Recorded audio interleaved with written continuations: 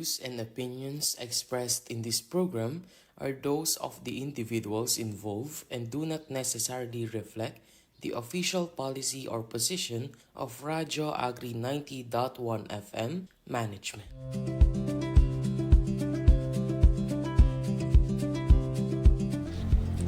So isang magandang araw sa ating mga kapali at mga ka-Radyo Agri na nakatutok na sa ating Radyo Agri 90.1 FM Filmek, kasaganaan para sa bayan.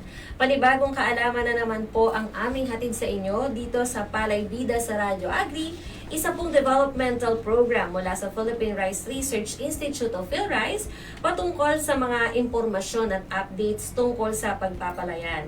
Ako po ang isa sa inyong makakasama ngayong araw, ang inyong Kapalay Badef, mula pa rin po dito sa Philippine Center for Post-Harvest Development and Mechanization of PhilMec sa pamamagitan po ng Radyo Agri. At bago ko po ipakilala ang aking panibagong guest co-host ngayon sa mga nakatutok na po sa ating live stream, so medyo magpapaano lang ako ng konti. Magpapabitin lang ng konti.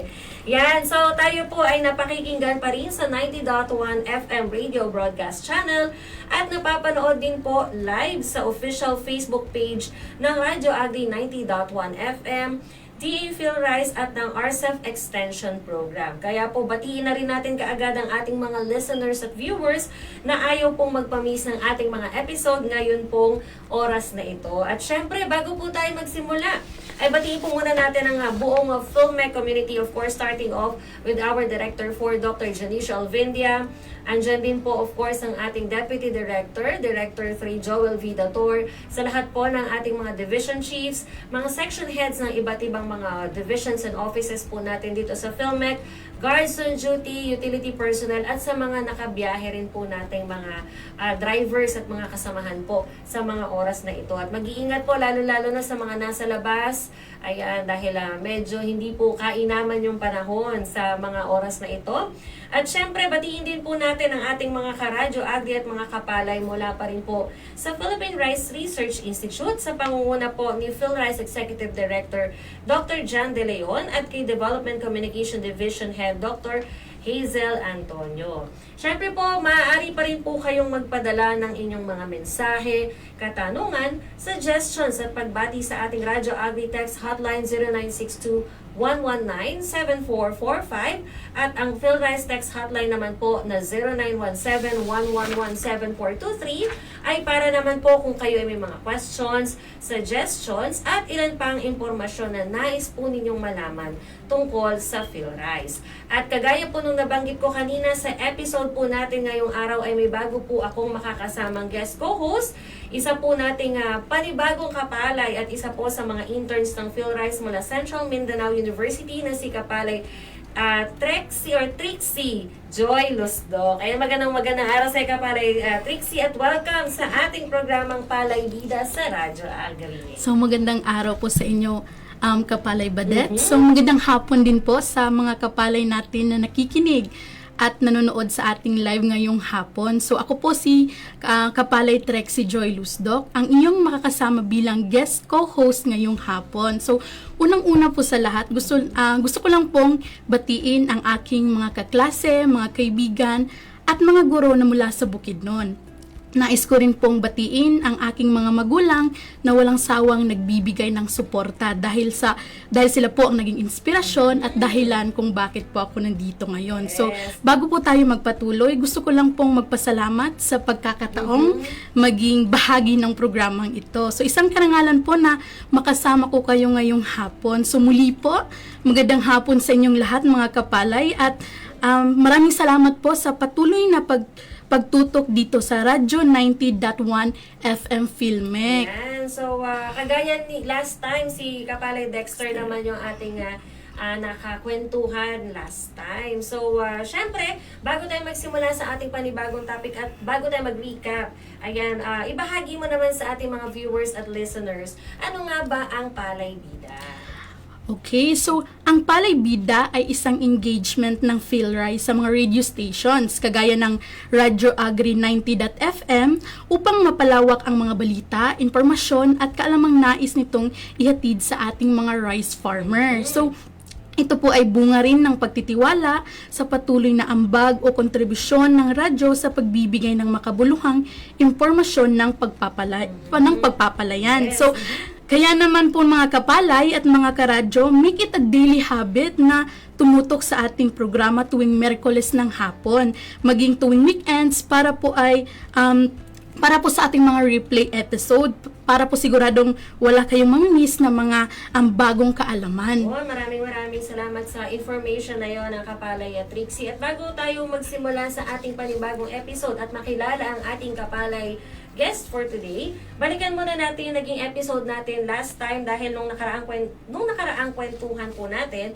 ay nagbigay ng mga information at updates si Kapalay Jomar de la Cruz regarding sa Rice Seed Program na bahagi po ng Rice Competitiveness Enhancement Fund o RCEF. So kagaya po na nabanggit ko last time, kung si PhilRice, Rice Seed Program ang component niya under RCEF, ayun si PhilMec naman po ay yung mechanization component naman. At last episode nga po ay nagbigay din siya ng iba pang kaalaman sa mga nagnanais po na maka-avail ng seeds mula sa PhilRice. At syempre, hindi rin natin nakalimutan na kumustahin yung naging feedback at syempre yung impact ng naturang programa sa ating mga kapalay na mga magsasaka at lahat po halos ng mga nakapakinabang na ng programang po ito ng RCEF. Kaya po yun, maraming salamat Kapalay Jomar sa iyong naibigay na update sa ating mga kapalay. Yan. Okay, sa mga hindi po natunghayan ang naturang episode, ay maaari nyo po rin itong mapanood sa official YouTube channel ng Radyo Agri 90.1 FM PhilMec. So, dapat po matunghayan nyo yon. At syempre, eto na, simulan na natin ating topic ngayon, Kapalay Trixie. Eto mga kapalay naranasan nyo na ba na gumising isang umaga at makita na para bang naglaho ang inyong mga bagong tanim? Ang masaklap, wala pa man yung bagyo, wala pa yung bagyo, or kumbaga hindi pa fully na-experience yung tagtuyot. But aside from that, merong isang maliit pero mapaminsalang peste sa palayan na siyang cause nung kumbaga epic fail, sabi Yes, nga ng mga Gen Z sa ating mga bagong tanim na palay. At ito nga po yung tinatawag natin na invasive apple snail o yung pesteng kuhol. Sa unang tingin po ay hindi po masyadong makikita yung kanyang epekto. Ngunit ayon po sa mga pag-aaral, kahit iilang kuhol lamang po ang mga nasa bukid ay maaari na po itong magdulot ng malaking pinsala sa mga bagong tanim na palay. At kapag hindi po ito na-manage o napamahalaan, maaari itong magresulta sa pagdipis ng tanim at syempre, dagdag gastos at pagbaba po ng production. So kaya naman sa ating talakayan ngayong araw, pag-usapan natin ang isa sa mga matagal ng hamon sa produksyon ng palay, ang invasive apple snail o pesteng kuhol na di nakaka-proud. Alam natin kung bakit patuloy itong nagiging problema sa mga magsasaka at ano-ano ang mga hamon, ano-ano ang mga hakbang na maaring gawin upang maprotektahan ang ating pananim laban dito. So, makakasama natin via Zoom si Kapalay Magiting Garcia, Senior Science Research Specialist mula sa Business Development Division ng PhilRice Central Experiment Stations. So magandang araw, Kapalay Magiting. Welcome po sa Palay Bida sa Radyo Agri. Batiin po muna ninyo ang ating mga tagapagsubaybay sa ating programa. Magandang hapon po at maulan nga pong hapon ngayon, mga kapalay. Kapalay Badet at Kapalay Trixie. Masaya po ako at natutuwa po ako na naimbitahan nyo bilang kapanayamin dito sa Radyo Agri o Palay Bida ng 90.1 FM na sponsored ng PhilMec. At yun nga po, binabati ko yung ating mga listeners o mga taga-subaybay sa mga oras po na ito, at isang malaking karangalan po na ako ay makapagbigay sa inyo ng kaunting kaalaman o impormasyon sa napapanahon po nating paksa na ito. Magandang hapon po at God bless po sa ating lahat. Ayan, maraming salamat po, Kapalay Magits. Ayan, sabi po ni Kapalay Millard, ayan daw po ang inyong nickname. Ayan, Simulan na po natin yung ating kwentuhan. So, ang akin pong katanungan, yung first question ko po, Kapalay Magits, ano nga po ba itong tinatawag natin na invasive o invasive apple snail o pesting kuhol? At paano po ba nagiging isang seryosong suliranin or problem po ito sa atin pong mga palayan? Yun po, ano, dun sa tanong nyo pa lang, talagang invasive, ano, talagang sinearch ko yung invasive. Ibig sabihin, mapanghimasok o sumasalakay, ano, sa English, something that intrudes or spreads aggressively, ano. Talagang ito ay talagang major problem ito sa ating kapalayan ngayon. Napapanahon itong paksa natin. Simulan po natin, ang golden apple snail o mas kilala sa tawag na golden kuhol ay actually meron pong dalawang species nito. Banggitin ko na rin yung Pumasi canaliculata at saka yung Pumasi maculata, commonly known as golden apple snail. Ito po yung highly invasive at nagko-cause ng damage sa rice crop. So ito po ay nagmula sa South America talaga, no, sa particularly sa Brazil at Argentina, pero napakalayo ng South America sa atin. Yung Taiwan talaga ang nagdala dito from South America during the year ng 1982 to 1984 yan. Sa pagitan po ng mga taon na yan, dito na idala yan ng Taiwan sa ating bansa. So, ang layunin talaga nito ay ipakilala ito bilang pinakamurang alternatibong pagkukunan ng protina at pangkabuhayan para sa magsasaka o sa mamamayang Pilipino dahil sa napakabilis nga po ng pagdami nito at mabilis din lumaki sa kanyang lifespan. Yun po ang pinakalayunin nito, talagang added income siguro, at nung mga panahon na yon ay kinakapos din naman ng bansang Pilipinas ng additional source ng pagkain, ano po. At sa pangyayari nga po ito, siguro sa sobrang dami, dahil napakabilis dumami nito, mamaya matatalakay natin yon, hindi na naging patok sa panlasa ng mga Pilipino yung golden cool na yan. Noong una siguro tinangkilik nila, at nung nagsawa na yung mga Pilipino dahil may iba namang klase tayo ng kuhol, ay siguro pinakawalan na nila ito at kumalat na sa mga irigasyon at palayan, lalo sa may mga patubig. Kung kaya naging ang epekto nito ay dahil wala namang natural na kalaban ito sa lokal na kapaligiran, mabilis itong dumami at naging isang malaking peste sa ating agrikultura na sumisira ng mga batang tanim na palay pa lamang. So, yun po yung istorya, no? Pero meron tayong 100 species ng kuhol na nag-exist dito sa Pilipinas. Yun lang po yung freshwater, ano? So, yun po, yung konting info. Sige po. Yun po yung sagot doon sa unang katanungan ninyo, mga kapalay. Ayun. So, kumbaga comprehensive yung naibigay Yes, na sa atin, no, na sagot. Ano nga ba itong invasive na apple snail o pesting kuhol? Ito, for the next question po, si Kapalay Trixie naman po ang magbibigay ng ating second question. Ayan. Okay po, so ang question ko po ngayon ay Eto, sa anong klase ng palayan po pinakamalala ang atake ng mga kuhol? Yan. Opo.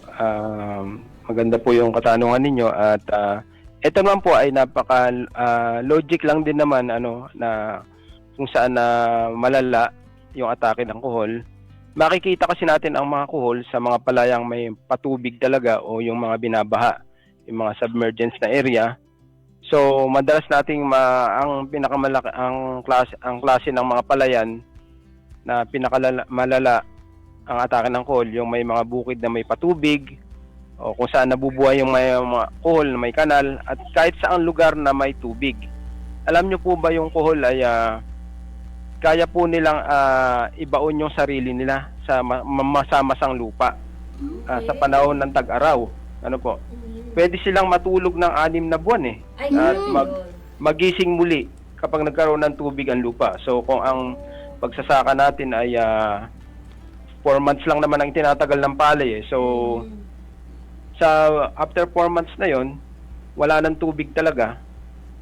Yes. Yung alcohol, may kakayahang isiksik yung sarili nila dun sa mga bitak ng lupa o dun kapag malapit nang maubos yung tubig, kung saan may moist, nung hanggang saan nila may babaon yung sarili nila, doon po sisiksik yung mga alcohol na yan at matutulog hanggang 6 na buwan. O, so yung kung ang pagitan lang ng pagsasaka ay 2 buwan at may tubig na naman, so after 2 months, buhay pa din po ang mga coal na yan. So, ganun po katindi yung mga coal na yan, ano? Na pwedeng magising muli pagka nagkaroon ng tubig ang lupa. So, nakakatagal sila sa mahirap na kapaligiran, kahit na may maduming tubig o kahit mababang antas na oxygen level. So, kapag nagbaon ka sa lupa, wala na halos oxygen o mahirap na. At additional na info pa din po, ayon sa mga eksperto ng PhilRice, ang kuhol talaga ay kayang mamuhay ng 2 hanggang 6 na taon. Pero ito pong 1 to 6 year na pinag-uusapan natin ay sa temperate countries. Kagaya ng mga Europe, yan, medyo malalamig na lugar. Kaya pong tumagal ang mga cool dyan. Pero dito sa bansa natin, dahil sa 1 to 2 years naman po pagka sa mga tropical countries, katulad ng Pilipinas. So, yan, halos ang average lang naman po ay 1 taon dito sa ating bansa. Pero sa tropic countries nga po, 1 to 2 years. At pag-usapan po natin kung gaano kabilis po na yung pagdami ng mga coal, ano? Yung coal po kasi pwedeng mangitlog ng 1,000 hanggang 1,200 na itlog sa isang buwan. So kung makakita po kayo ng kumpol ng coal o yung egg mass, yung 50 to 500, depende sa laki po ng itlog na makikita ninyo, yung malarosas na itlog. Na siguro naman nakakita na lahat ng itlog, ano.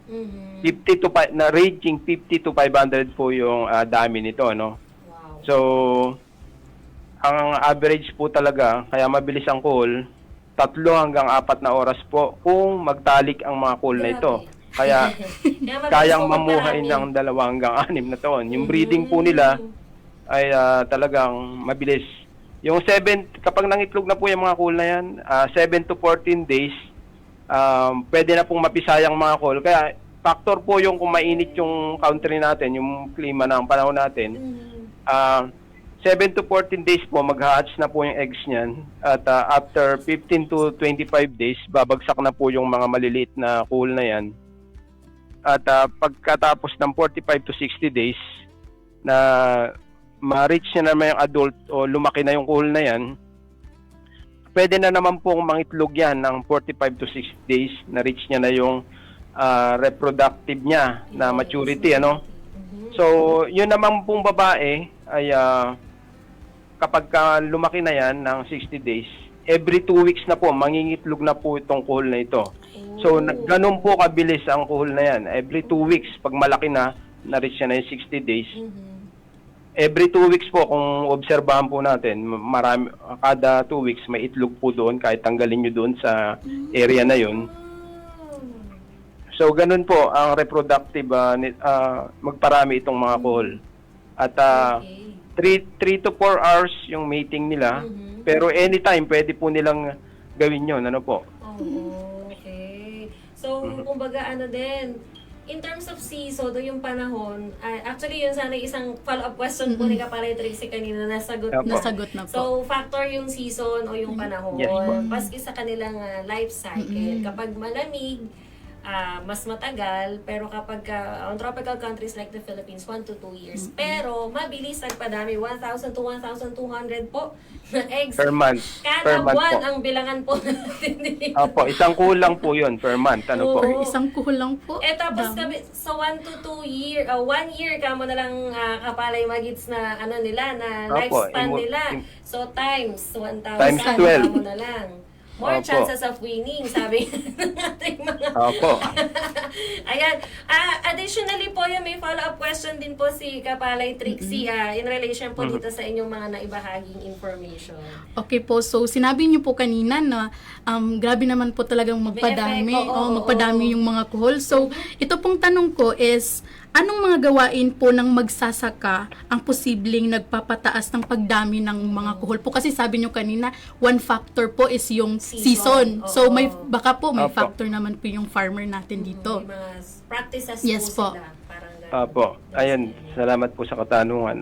Yun po, kapag yung pong pangapalayan natin ay hindi po pinapatuyuan or laging submerged ng tubig, or let's say, sabihin natin talagang hindi na-drain yung area, kailangan drainable din po yung area natin at nakakapag-practice din po tayo ng dry land preparation para natutuyuan po yung ating lupa at maganda din po yung aeration sana natin ng lupa bago tayo magsunod na cropping. So, sa pamamagitan po nito na be-break po natin yung mga coal, yung cycle po nila kung pwede po silang mamatay talaga kapag napaibabaw sila. Okay. Kagaya nga sinabi ko kanina, nagbabaon sila ng sarili nila sa putik sa lupa. Kapag after ng anihan, so yung dry land preparation po talaga ng lupa, isang magandang practice po yan para mapatay po natin itong mga mapaminsalang coal na ito. In a biological way. Kasi nga, favorite spot ng mga apple snail ang matutubig, yung mga moist. Yes po. May mga presence ng Nagtatribe moist. talaga po sila sa tubig. So, one way talaga mapatay natin sila ay alisan ng Tubig. favorable environment Yes. nila na tubig. Opo, totoo yan. Ito po, for my next question, kapala yung magits na banggit nyo kanina, and sa aming intro na banggit nga na parang favorite po nila yung mga bagong lipat, tanim, o yung mga bagong sibol na palay. May factor po ba? Ano po yung reason, kapala yung magits? Bakit mas madaling atakihin po ito ng mga kuhol? Ayun po. Ito po talagang gustong-gusto ng mga kuhol yung mga bagong lipat na tanim o yung malalambot na kumbaga wala naman silang ngipin para ngatain yan or kagatin so parang chewing yung ginagawa nila. Talagang meron lang silang magaspang na dila para abutin yan at kakapitan nila yan yung mga dahon ng yung mga murang palay po. So yung nag-umpisa pa lang yung seedlings natin kahit nga palay pa lang na pasibol, sumisibol pa lang yung palay, gustong-gusto po nilang kainin yan dahil malambot pa lang po para makain nila yung mga dahon or kayang-kaya pa po nila. O kumpara sa matitigas or malalapad na dahon na makakapal, ay gusto po nila yung mga mura at batang dahon na sumisibol pa lamang. Okay, so yun, kumbaga, yung biological characteristic po nila ay mas isa sa factor kung bakit mas gusto po nila. Dahil ngayon, na-mention kanina ni Kapala Magis, wala namang ngipin, of course, ang mga kuhol. Kaya syempre, kung ano yung malambot, yun ang favorite talaga nila. Ayan. Para sa susunod nating katanungan na Kapalay Trixie, ayan. Okay po, so ang tanong ko naman po is, paano nakaapekto ang antas ng tubig sa bukid sa pagdami at paggalaw ng mga kuhol? Okay po. Yan po, sabi ko nga kanina, nagtatribe sila sa tubig. Highly mobile sila pagka meron tayong mga at least 3 cm o 1 pulgadong tubig na lalim. Kaya po nilang gumalaw dyan o lumalabas sila. Kasi pag mainit naman ang panahon, nagtatago din yung mga yan. Nag-hibernate din po sila dun sa putik. Kaya nga yung panahon, yung tubig po talaga ay favorable sa kanilang condition para makahanap ng pagkain o makalipat. At dyan po sila lumalabas sa mga panahon na yan. Yung tubig po ang pwede rin nilang means ng transportation para magpatianod sila or makalipat sa iba't ibang lugar. Kasi parang naaamoy din nila o nakikita din nila yung mga lugar na may pagkain sila, no? Kasi kung wala naman silang kakainin dun sa lugar na yon, ay halimbawa marami sila, congested na sila sa area, talagang hahanap din sila ng ibang lugar para maging may makainan po sila, no? So ganun po, yung tubig po ay malaking factor talaga. Yung lalim ng tubig para maging mobile sila. Okay, ayun. So ito po, balikan ko po yung isang question po. Paano po ba natin malalaman kung ang atake po ng kuhol ay makakapagpababa na po ng ani ng ating mga kapalay? Ayun po, Actually, simple lang naman itong para ma-assess natin yung area kung talagang kung talagang ito ay magkakaroon ng mababang ani kapag ang damage po ay umabot na sa more than 10% ng area ay nakainan or may missing hill, ay talagang ito po ay magkakaroon ng pagbaba ng ani o magiging significant po yung ating yield loss. At mararamdaman po talaga natin yun. Through visual lang naman po. Halimbawa, sa per square meter, mag-random sampling tayo. Opo. Kung dun sa 1 square meter na may 25 na tundos or hills, ilan po ba ang 10% ng 25 na hills? Hindi po ba 2.5 Yes. or round up na natin sa Yes, 3 hills? Yes. Opo. Ayun. So, I think may internet. Ayun. Sa metro kudrado, sa isang metro kudrado, at i-average po natin yung mga area na kukuha na natin. Halimbawa, 10 metro kudrado ang kukuha natin at ito ay umabot sa 30. 10 metro kudrado, 10 sample lang kinuha natin, ay may 30 halaman na nakain o tundos. Okay. Ay ito po ay magbibigay ng significant yield loss sa ating sa ating mga kababayan na nagsasaka. So ganun lamang po, or kahit hindi naman natin exactly bilangin through visual Yes. madali lang po nating makikita, ma-assess yung ating area. Kung may mga damage o missing hills, ayan, Opo. more than 10% ng area po ninyo sa inyong taniman. Ayan, so ilan pa lang po yung mga kapalay sa mga information tungkol nga sa apple snail, at ilang mga factors at kadahilanan po bakit parang favorite nila ang mga bagong sibol, maging ang mga bagong o ang mga lipat tanim na mga palay ng ating mga kapalay at karadyo agri. At mamaya po, sa pagpapatuloy ng ating talakayan, marami pa pong maibabahagi si Kapalay Magits. Kaya naman po, stay tuned lamang po tayo. At bago Yes po tayo po. magpatuloy, basahin po muna natin ang ilang mga pagbati, comments, at baka may mga questions ng ating mga kapalay at mga karadyo agri. Yan. So, muli po tayong napapanood sa mga Facebook pages ng DA PhilRice, RCF Extension na program page at ng Radyo Agri 90.1 FM Facebook page. Ayan, so para po sa ating mula sa DA PhilRice Facebook page nandiyan si suki na din natin from PhilRice, Kapalay Frederick Saludes. Ayan, shout out watching from Muñoz, Nueva Ecija. And ayan, eto, meron pa Kapalay Trixie. Shout out din po kay Ma'am Marites C. Gonzales na nandyan po siya sa Zambales ngayon. Shout out po sa inyo, Ma'am. At ito, ayan, may sharing si Kapalay Marites Gonzales. Maraming salamat po dito. Sabi niya, yan po ang lagi naming problema sa aming palayan. Ang maraming kuhol. Mano-mano po namin pinupulot bago mag-transplant. Yun nga ang problema, ang bilis pa rin po nilang dumami ulit nitong nakalipas po na buwan ng March. Nagtaka po kami, bigla na lang po silang nawala. Natuwa po kami, pero ayun, medyo may sad na nangyari sa sa kanilang area dahil sa tindi ng init nung May ay nasunog daw yung kanilang palay. Maraming salamat po sa inyong pag-share, Kapalay Marites, and we're hoping po that nakaka-recover na, and for sure nakaka-recover na po ang inyong mga kasama, ang inyo po mismo mga palay ay nakaka-recover na din po. Ayan. Okay. Ito. Shout out din po kay Carl Lawrence S. Paipa na nanonood po dyan sa Cagayan de Oro. So hello po sa inyo dyan. Magandang hapon po. At ayan, so habang hinihintay natin, kung may mga questions po yung ating mga kapalit, mga karadyo agri tungkol po sa mga pesting kuhol sa ating mga palayan, yung pwede nyo po nga i-comment yung mga questions sa inyo. Or pwede rin po kayo mag-text sa ating Radyo Agri Text Hotline 0962-119-7445. Ayan, so balik na po tayo sa ating talakayan. Dito pa rin po sa programang Palay Bida sa Radyo Agri. Of course, dito pa rin po yan sa Radyo Agri 90.1 FM Filmec, kasaganaan para sa bayan. At kami pa rin po ang inyong mga kasama. Sa mga oras na ito, ang inyong Kapalay Badeth mula po sa Filmec. Kasama pa rin po ang aking guest co-host sa si Kapalay Trixie mula naman po sa PhilRice. Opo.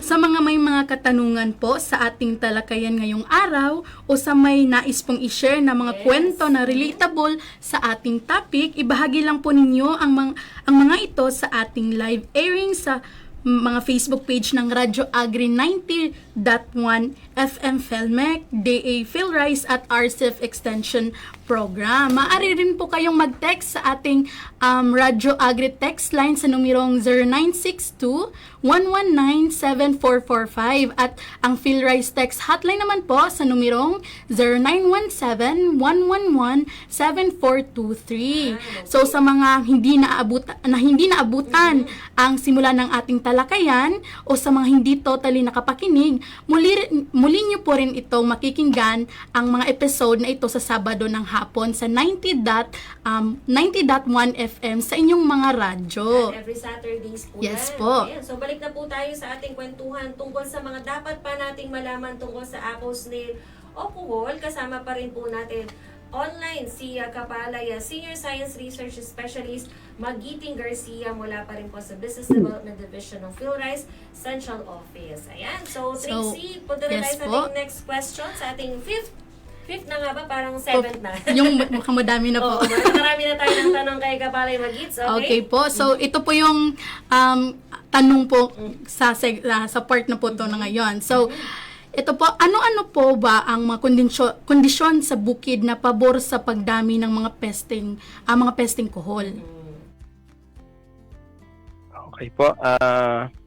Ang mabilis na pagdami ng golden cool sa bukid ay pabor kapag tuloy-tuloy po yung supply ng tubig o kaya yung nababaha po yung area, ano. So, yung may malalim o nakaimbak na tubig, kailangan po yan ng kuhol. Lalo na po kung may standing water tayo na higit sa 2 sentimetro ang lalim. Kaya para makagalaw po sila at makapaghanap ng pagkain at the same time makapagparami po sila. So, kagaya na sinasabi ko kanina, highly mobile po sila kapag may tubig. Yes. At diyan po sila gumagalaw or kumakain, lumalabas pagka may tubig po talaga yung nagpapagana sa kanila, no, para gumalaw, lumabas. Pangalawa po yung presensya ng mga organikong pataba o kaya yung mga damo, yung mga organic materials na yan na source po kasi na yung pagkain yan eh. Yung mga kailangan po kasi, kagaya na sinabi ko kanina, may kailangan nila yung malalambot na supling ng damo. O kaya yung asola po. O kaya yung nabubulok na halaman para paborito pong pagkain ng mga ito. Kapag wala pong mga fresh na mga available na mga damo or halaman sa paligid, nagfi-feed po sila sa mga nabubulok na mga halaman, ano. So, ganun po. Pwede rin po yung mga rice straw na nabubulok. Kasama po yun sa kinakain ng mga kuhol. Okay. Yun po yung dalawa. Pero yung pangatlo, nabanggit naman na natin kanina, yung mainit na klima, dahil nasa tropic country ang Pilipinas, kasama sa tropic countries, mabilis nga po yung metabolism ng mga to, yung paglaki at pagdami ng mga kuhol na ito sa tropical na lugar. So, yun po yung ito po yung tatlo na ayon sa mga eksperto, kung kaya ito yung mga kondisyon sa bukid na nagpapadali at nagpapalala ng kanilang pamumugad, ano po, sa ating mga palayan. So, yun po yun. At yan din yung mga dapat maging mindful yung ating mga kapalay, dahil nabanggit nyo nga rin kanina, Kapalay Magits, na dapat hindi sila mabigyan ng favorable condition at Yes environment po, tama para dumami sila, or kumbaga tambayan nila yung mga bukirin na yon hanggang sa talagang maubos yung mga bagong tanim ng mga palay ng ating mga karadyo agri. Ito naman po yung aking kasunod naman pong katanungan, Kapalay Magits. Gaano po kahalaga o ano po yung kahalagahan ng tamang paghahanda ng bukid tulad ng pagpapatag ng palayan, paggawa po ng mga maliliit na kanal para po kumonte hanggang sa masugpo po yung sobrang daming presence po ng kuhol sa ating mga palayan? Yun naman pong pagpapatag ng palayan at paggawa ng maliliit na kanal ay foundation po ito ng tinatawag nating integrated pest management. Pinapabilis po nito yung pagpapatuyo ng ating mga bukid at kinokontrol ang antas o level ng tubig. kaya nalilimitahan po yung galaw at pagkain ng mga kuhol, ano. Pinapadali din ito yung mano-manong pamumulot ng peste na kuhol na ito. Yun nga po yung mga benepisyo ng tamang paghahanda ng bukid. Kapag pantay po yung patubig natin, kapag patag po yung ating palayan ay nagbibigay ng maayos na drainage kung saan ang tubig ay pwede pong panatiling mababa into let's say 1 to 2 cm or 2 to 3 cm, ano mang gustuin nating lalim, upang hindi makalangoy o makapaminsala yung mga kuhol. Ibig sabihin, kapag pantay po ay walang lugar na isa lang napupuntahan yung kuhol. Hindi siya magiging concentrated sa isang area para doon lang siya mag-stay. So magiging kalat po yung kuhol. Hindi siya maglulungga doon sa isang area lang. Hindi siya magta-thrive. So pangalawa, yung madaling pagpapatuyo, yung maliliit na kanal, kung lalagyan natin canalets yung ating mga sa paligid ng palayan, ay nagsisilbing taguan ng kuhol. Kapag pinatuyo yung lupa, I don't know kung may gumagawa pa nitong mga canalets sa paligid, no? Maaaring wala nang gumagawa nitong mga canalets sa palibot kasi baka nanghihinayang sila dun sa area na tatamnan ng palay nila, no? Pero ini-encourage natin gumawa talaga ng canalets, lalo na dun sa mga wala pang pang-spray or wala pang available na pang-spray kasi talaga namang in reality naman talaga sa panahon ngayon, most farmers rely heavily on mulucicide application. So, pero ito po yung nire-recommenda natin. Pwede na, kapag may canalets tayo sa palibot, pwede po tayo maglagay ng mga dahon ng gabi, papaya, dahon ng saging sa mga kanal na nagawa natin para dito po maaakit yung mga kuhol na mag-stay at madali pong mamulot. Alam nyo, pagka nilagyan nyo ng malalapad na dahon nyo sa mga kanal, doon po kakapit yung mga kuhol pagka nilagyan natin ng mga malalapad na dahon. Pag tinakpan natin ang dahon, buklatin nyo yung dahon, andun sila nakakapit. So, hindi na natin kailangan pulutin pa doon sa mismong kanal. Magsisilbing pinakapain ba, pagkakapitan po ng mga kuhol. Umakyat po kasi mga kuhol doon sa mga malalapad na dahon na yan. Yes. Opo. At pumipigil nga po sa pagdami yung magandang paghahanda ng lupa sa tulong ng patag na lupa at mga kanal, may iwasan po yung pagkalat ng mga itlog at mas mapapadali ang pagdurog sa mga ito. So yun, nangingitlog din sila doon kung saan po may kakapitan. Yes. Kasi pag walang makapitan yung kuhol, kung saan-saan lang yan mangingitlog sa mga damo, kahit sa pilapil po nangingitlog yan kung talagang wala silang maitlogan na maayos. Walang pinipili. Opo. Kung saan-saan ikakalat lang nilang itlog kasi oras na sila para mangitlog. Opo. So ganun po. Okay. So, Kapalay Trixie, para sa ating next question. So, oo nga po, no? So, ang dali nila pong mag-produce ng mga eggs nila. So sa next question ko po is yung bukod po sa pamumulot ng kuhol, ano-ano pa po ang maaring gawin ng mga magsasaka upang mabawasan ang populasyon nito. So, sa pagdami po nila. Yun. Okay po. Yun sa pamumulot talagang napakahirap pong gawin nito, yung sa pamumulot ng kuhol.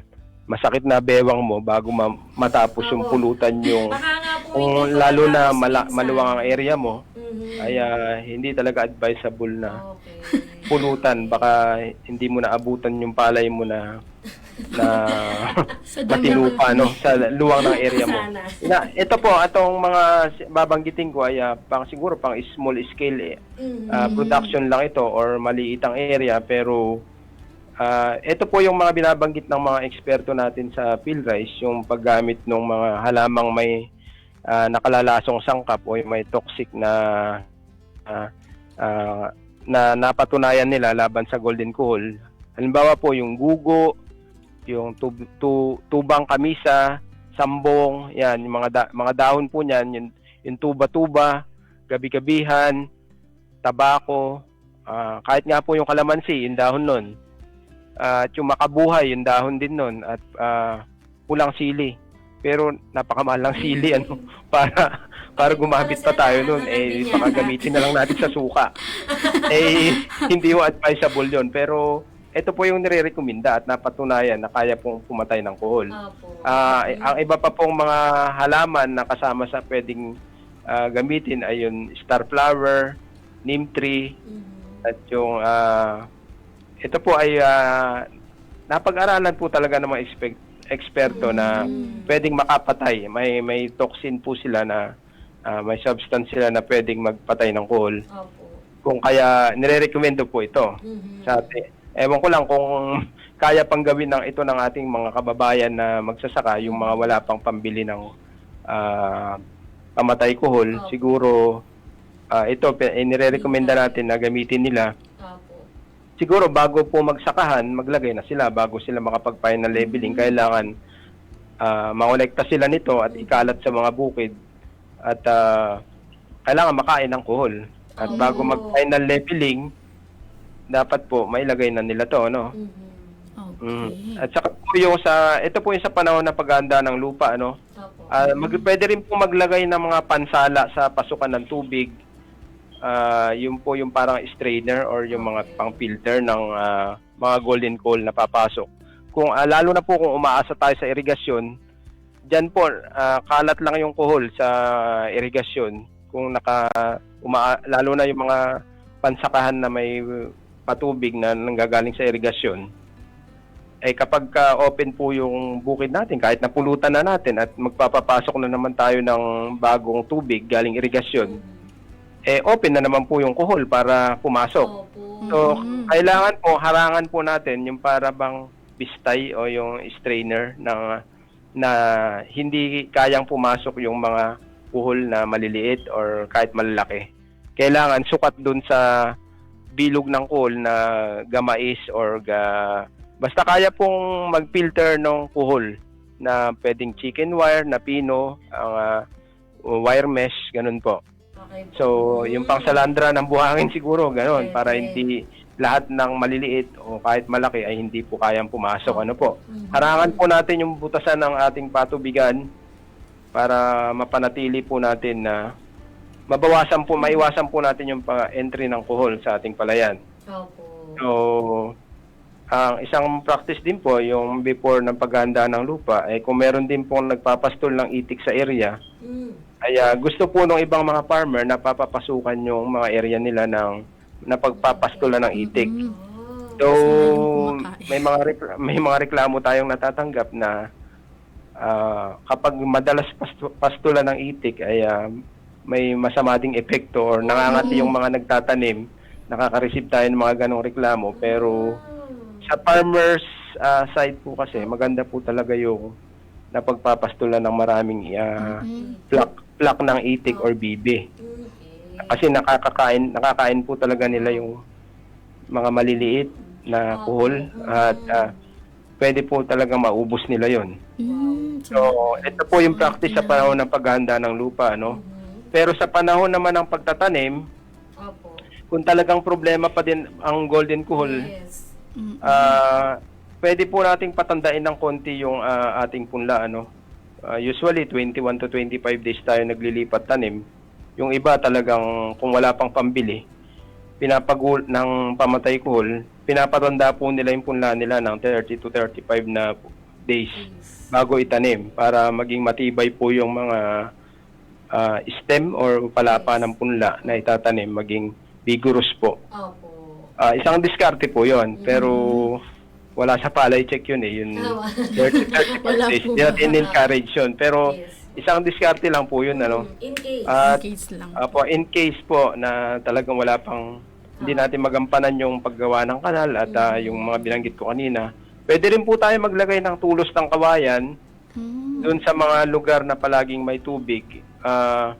O kaya naman, kailangan po yung may mga kanal na area, andun yung mga kuhol, para pag-iitlugan po ng mga kuhol yung kawayan. Ang mga tutulusan po natin ng mga stick para doon po aakyat yung kuhol at mapapadali din po natin yung pangongolekta doon sa kanilang mga at pagsira sa mga itlog ng mga to. Pag doon po kasi madalas mga itlog yung alcohol Opo. sa mga stick or matataas na area, sinisecure din nila yung kanilang itlog para sa hatching o pagkapisa, ano po. At isa pang in-encourage natin yung mababaw na tubig, 2 to 3 cm lang mula sa pinitak mula 3 araw pagkalipat tanim. So kahit mga 1 to 2 cm, wag lang naman matutuyuan yung ating mga area para hindi po makagalaw yung mga kohol. Patuyuan po natin yung bukid paminsan-minsan para malimitahan yung paglipat at pagkain ng golden kohol sa mga bagong lipat na tanim. So, yun po. Opo, yun yung mga biological na pwedeng diskarte ng ating mga kapalay at mga karadyo at kontra kuhol. Ito po, for my last question naman po, kapalay magits, kailan lang po dapat gumamit ng chemical na pamatay kuhol? At syempre po, ano po yung mga dapat tandaan ng ating mga kapalay at mga karadyo agi sa paggamit po ito? Kumbaga, ito po ba ay parang super duper last resort na po na nagawa na lahat ng mga tips po na binigay po ninyo? Or may certain time na pwede naman po siyang gamitin? Apo. Yun nga po, kagaya ng binabanggit ko kanina, no? Yung mga binanggit ko nung una kanina ay ilang mga diskarte lang yun kung maliit ang area siguro ng farmer at meron tayong available na mga dahon na binabanggit ko kanina na pwedeng magamit. At kung meron din tayong kakayahan na gawin pa yung halimbawa paggawa ng kanal o pagpipilapil, yung mga area, yung mga binanggit ko kanilang diskarte ay paggawa ng pilapil ay hindi po natin ini-encourage na dinidiscourage na po natin yung paggamit ng molluscicide, pero ito po yung reality talaga, no. Yes. We rely heavily talaga sa molluscicide na ito, yung pamatay kuhol. Kahit lalo na po kung napakaluwang ng area natin at mapipinsala na nakarami na po, nakapagparami na yung mga kuhol sa area. Last resort po ito, no? O last alternative po natin itong paggamit ng pamatay kuhol na to o yung molluscicide. Kapag hindi naging mabisa yung mga natural, cultural at mechanical na paraan na sinasabi ko tulad ng pamumulot at pagpapatuyo ng sa pinitakan at mataas na ang pinsala sa tanim. So, ini-encourage na po natin yung paggamit ng molluscicide. Actually, ang molluscicide po ay may dalawang klase po na kung saan ang molluscicide po na available sa market ngayon ay meron po tayong niclosamide at metaldehyde na active ingredients po na available ngayon sa mabibili sa merkado, ano po, sa ating sa mga agri-supply, ano. Pero ang niclosamide po ang may pinakamabilis na na-absorb ng coal. At ang epekto po nito sa balat o tiyan ay sinisira ang kanilang respiratory at digestive system. Pati na, kaya madalas itong ibinibigay bilang liquid o kaya yung powder po, diretsong inihalo sa tubig sa palayan. Yun naman pong metaldehyde na active ingredient ay kadalasang ginagawang pain o yung pelletize po natin na pellet, in form of pellet po itong metaldehyde. Kinakain ito ng kuhol kung saan inaatake naman ito yung central nervous system ng kuhol. Naglalabas ang kuhol ng sobrang mucus na nagiging sanhi ng matinding dehydration. So yun po yung epekto sa kuhol, ano, ng niclosamide at metaldehyde. So yung bilis naman ng epekto ay sa niclosamide po ang mas mabilis po talaga kumilos. Yung gamot na ito kadalasan nagdudulot ng agarang 100% na pagkaubos ng kuhol sa loob ng 24 oras kapag direkta po nating tinamaan yung kuhol sa spraying, ano. At yung metaldehyde naman po ay medyo mabagal kumilos dahil kailangan muna itong kainin ng kuhol, yung pellet na isinabog natin. Ganun po yung epekto nito. Pero ang masamang epekto pa ng niclosamide ay mas matapang ito. O broad spectrum molluscicide, kaya maaari itong pumatay ng mga isda at iba pang katutubong kuhol o suso sa palayan. Delikado din po ito sa mga tumutubo pa lamang na punla ng palay kasi nakakapagpalanta po ito, may masamang epekto po ito sa punla kapag tinamaan, ano. kumpara sa metaldehyde na active ingredient ng isa pang pamatay kohol, Opo. mas ligtas po ito sa nabubuhay sa tubig tulad ng isda at hindi nakakasama sa mga punla. Bagamat maaari pa ding makapulyot ng tubig kung hindi susundin po yung mga tamang regulation. Yes, opo. So, yun po yung pagkakaiba ng metaldehyde at saka niclosamide na pamatay kohol natin. So, ina-advise po natin na magkaroon ng personal protective equipment, Ayan, very good. yung mga nag-i-spray po, ano. At yung diskarte naman po sa pag-i-spray ng pamatay kohol ay kailangan po ay meron din pong tubig na kaunti or mga 1 centimeter para mapatay. Kasi pinag-uusapan natin kanina, ang kuhol lumalabas pag may tubig. Yes. So, Para lumabas sila. Apo, kung mag-i-spray ka ng walang tubig, nakabaon po sila sa putik. Bali wala po ang ating mga pang-spray na molusicide. Para ka lang nagtapon ng pera, hindi mo naman napatay ang kuhol. Opo. So, kailangan po walang papasok na tubig, walang lalabas na tubig, Opo. at meron siyang at least 1 centimeter na 0.5 to 1 centimeter na level ng tubig. At least nandun lang po nakalabas yung kuhol. Hindi po siya nakatago. Yes. So, yung iba po kasi spray lang ng spray, hindi po alam yung ganung diskarte. Nagpapatuyo habang nag-i-spray, tinatapon lang po nila yung gamot. Okay. So, ganun po ang ina-advise natin kung gagamit naman tayo ng pamatay kohol. Ayun, okay. Kaya po importante din na of course, nandyan po ang ating ang PhilRice at syempre ating mga Municipal and City Agriculture Office para mabigyan tayo ng guidance lalo na dun sa paggamit nga po ng mga pamatay kohol. Kasi kung talagang may mga pros and cons siya. Yes po. Oo, kaya tingnan din natin yun. Eto po, Kapalay Magits, may tanong po tayo sa DA PhilRice Facebook page mula kay Kapalay Ronnie Urma. Ayan, gaano katagal daw po ang buhay ng kuhol sa ilalim po ng lupa? Ayun po, sabi ko nga kanina, kaya pong matulog ng kuhol ng hanggang 6 na buwan. 6 Kanina, months, nabanggit ko na po yun. yes. Kung yun nga, kinuwento ko kanina, kung ang palay ay 4 months lang, meron tayong follow period na 2 months.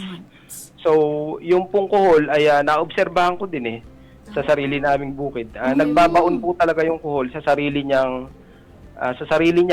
Kung hanggang saan po yung basa ng lupa na kaya niyang abutin, Dun siya. after ng 4 months at wala na pong tubig, cut off na yung tubig, andun po siya mag-i-stay after ng kung kailan po darating yung tubig at matutubigan yung area at hindi po nagalaw yung shell niya, hindi nabasag or basta hindi siya na-damage. Yes. Ay mananatili po siyang buhay. Kaya pagdating ng tubig, natubigan, lalabas na naman sila at magiging mobile na naman siya para magparami at maminsala po uli. So, ganun po, hanggang 6 na buwan. Yung sinabi nga lang natin, 2 buwan Opo. So, ang lifespan po niya dito sa ating bansa ay nasa average lang ng 1 year sa tropic. Yes. Sa tropic country. Pero 1 to 2 years po sa ibang tropic countries.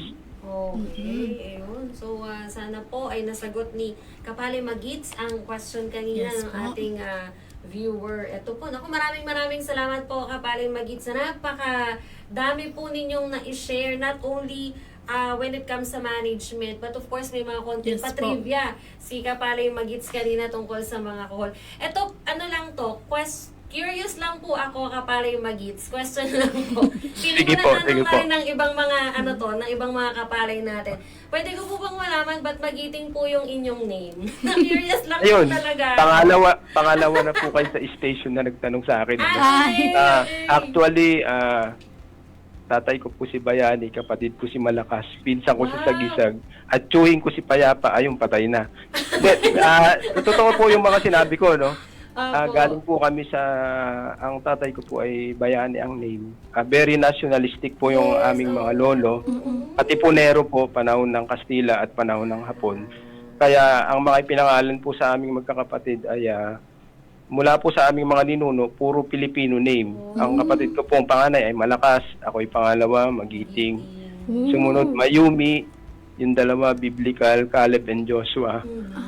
Yung bunso, dapat Marikit yun Ako na tumanggi. Alam niyo po pinangalan ko. Ano po? Para medyo legendary naman, Cinderella na lang. Ay, Okay. Pero nakakatawa po yung kumbaga yung talagang it runs in the blood, kumbaga Yes po. yung nationalism, yung Apa, patriotism. very nationalistic Yes, po ang opo. aking mga magulang. sobrang interesting yun. Lalo po sa aming mga ninuno po talaga. Yes, opo. Yung mga pangalan po ng aming mga tsuhin-tsahin, Dalisay, Maingat, Ang ganda nung Mayapa, ganda. opo, mga ganun po. Opo. Lalo na po sa iba pa, mga kwan namin Opo, pininsan. talagang nasa family na po talaga. Opo. Actually po, nabanggit ko kay Kapalay Maynard kanina na yun, medyo curious po ako. Tapos sinabi ko po na, baka kasi April 9 yung birthday ni Kapalay Magits. Kasi ng kagitingan yun. So, medyo Opo. nag-epic fail ako sa part na yun. Actually, galing nga po kami Bataan. Ang origin ko talaga, Bataan. Nag-migrate lang kami dito sa Nueva Ecija, kaya nag-adapt ako dito sa agriculture. Opo. Pero mga Katipuneros po talaga yung aming lolo. Ayan. So, one of the persons or one of the families na talagang kasanggan naging Yes dun po. sa ating kalayaan. Yes Diba? po. Ayan. So, maraming salamat din po sa pag-accommodate ng question ko na yun. Yes po. And we're looking forward po na hindi po ito yung first and last po nating kwentuhan dito po sa ating programa. Yes po. Ayan. Okay po, yes po. Opo. Thank you very Thank you much so po much ulit, po. Kapalay Magiting Garcia mula po sa PhilRise Central Experiment Station. Ito po, magtungo na po tayo agad sa ating palay tanungan. So, ang ating pong palay tanungan ay naglalayong marinig o mapakinggan ang presensya ng ating mga radio listeners at paraan din po ito para naman po makilala pa natin ang ating mga kapalay. At syempre, sagutin muna natin na Kapalay Trixie yung ating Yes naging po. palay tanungan last time. Mula sa tanong na tama o mali, ang mga binhing ipinamamahagi sa ilalim ng RCEP Seed Program ay mga certified inbred rice seeds na libre para sa mga kwalipikadong magsasaka. Ang sagot po dito ay tama. Tama. Ayan, para naman sa ating palay tanungan ngayon, so habang hinihintay natin ang aating palay tanungan, yan, Yes i-type po. lamang ang DZDJ space, pangalan space, bayan at ang inyong sagot sa 0917-111-7423. Ayan, so palay tanungan na tayo. Okay po, narito po ang ating katanungan sa ating palay Tanungan. Ayan. tanungan. So, Okay. ito po ang regular na pamumulot ng invasive apple snail o pesting kohol at mga itlog nito ay tama o mali. Ayan, i-type lamang po sa inyong mga cellphone ang DZDJ space, ang inyong pangalan space, ang inyong bayan space, ang inyong sagot sa 0917-111-7423. Ayan, so diretso na tayo agad sa ating public service announcement. Kapare Trixie? Okay po, at para naman po sa ating public service announcement, mga kapalay, narinig nyo na ba ang Palay Check System? Isa itong science-based na gabay mula sa Philippine Rice Research Institute para sa tamang pamamahala ng palayan mula pagpili ng binhi hanggang sa pamamahala ng ani. So sa pamamagitan ng mga K-checks o pamahahalagang hakbang na tutulungan ang mga magsasaka na maiwasan ang sayang sa gastos, Yes. mapataas ang ani at masigurong dekalidad ang ani ng palay. So gusto mo bang matuto ka palay? So i-text ang iyong katanungan sa numero ng 0917-111-7423 at i-follow ang DA PhilRice at Rice Extension Program Facebook pages para sa mas maraming kaalaman, tips at Yan. At updates. syempre, huwag nyo rin pong kalimutan na i-follow at i-like ang DA Filmec at Radyo Agri 90.1 FM Facebook pages. Para naman po sa mga shoutouts, concerns at comments sa ating Radyo Agri, andyan pa rin po ang ating Radyo Agri text hotline na 0962-119-7445. And again, maaari nyo pa rin pong balikan ang ating Palay Bida sa Radyo Agri. Kada Sabado po yan, 2 to 3 p.m. sa ating 90.1 FM channel. Yes po. So kami po ang inyong nakasama ngayong araw. Ako po si Kapalay Trixie mula sa Philippine Rice Research Institute. At ako naman po si Kapalay Badet mula pa rin po dito sa Philippine Center for Post-Harvest Development and Mechanization. Dito na po nagtatapos ang isa na namang makabulong episode ng ating programang Palay Bida sa Radyo Agri. Dito lamang po yan sa Radyo Agri 90.1 FM Filmec, kasaganaan para sa bayan.